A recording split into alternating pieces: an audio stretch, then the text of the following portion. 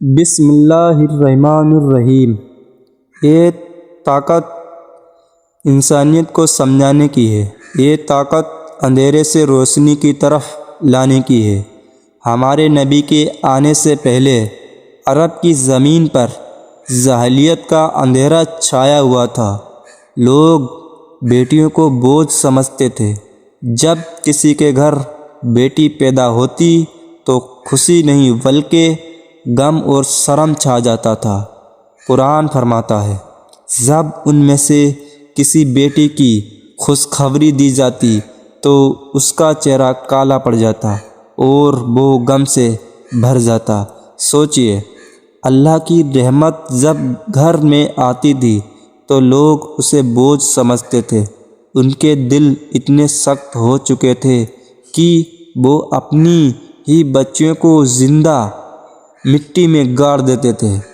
قرآن اس ظلم کی تصویر سے کھینچتا ہے اور فرماتا ہے، اور جب زندہ دفنائی گئی لڑکیوں سے پوچھا جائے گا کس گناہ کی وجہ سے انہیں مارا گیا، قیامت کے دن وہ معصوم بچیاں اپنے حق کا سوال کریں گی، کہیں گی ہم نے کون سا گناہ کیا تھا کہ ہمیں مٹی میں دفنا دیا گیا۔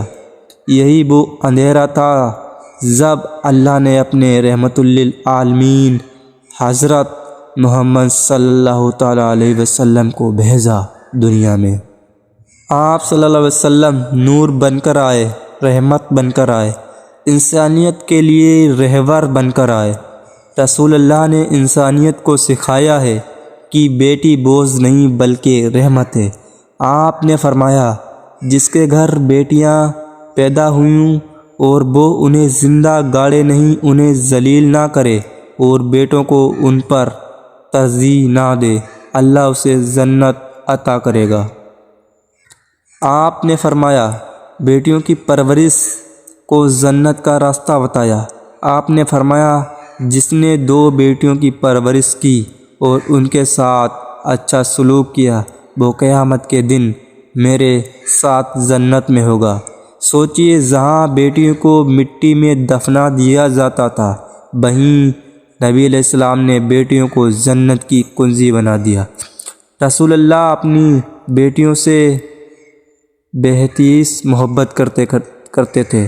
جب حضرت فاطمہ رضی اللہ تعالیٰ عنہ آپ کے پاس آتی تو آپ کھڑے ہو کر ان کا استقبال کرتے، ان کا ہاتھ پکڑ کر چومتے اور اپنی جگہ پر بیٹھ جاتے۔ یہ پیغام ہمیں سکھایا ہے کہ بیٹیاں عزت ہے، رحمت ہے اور جنت کا راستہ ہے۔ جو اپنی بیٹیوں سے محبت کرے گا، اللہ اسے جنت دے گا۔ جو اپنی بیٹیوں کو بوجھ سمجھے گا، وہ اللہ کے غضب کا شکار ہوگا۔ بھائیوں اور بہنوں، بیٹیاں رحمت ہیں، بوجھ نہیں۔ بیٹیاں جنت کی کنجی ہیں، مصیبت نہیں۔ جو بیٹیوں کو محبت دے گا، اللہ اسے جنت دے گا، اور جو بیٹیوں کو بوجھ سمجھے گا وہ اللہ کے غضب سے بچ نہیں پائے گا۔ یاد رکھو، جہاں کبھی بیٹیوں کو زندہ مٹی میں گاڑا جاتا تھا، وہیں آج ہمیں انہیں تاج کی طرح سجانا ہے، انہیں پڑھانا ہے، ان کے حق دینا ہے، انہیں عزت دینی ہے۔